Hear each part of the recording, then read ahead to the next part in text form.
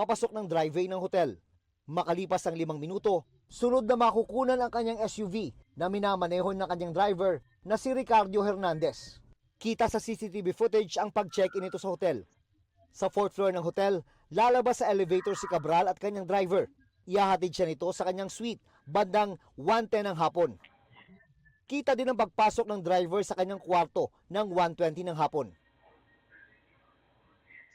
Sa susunod na video nakuha ng 2:47 ng hapon, kumatok si Cabral sa kwarto ng driver at pumasok ito.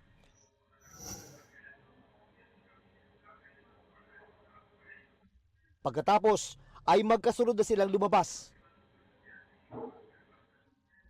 Makalipas ang ilang minuto ay umalis ang SUV na hinihinalang dumiretso na sa Cannon Road bago mag-alas 3 ng hapon. Hindi na nakuna ng pagbalik ng driver sa hotel ng pasado alas 5 ng hapon at ang pag-alis ulit papasok ng driver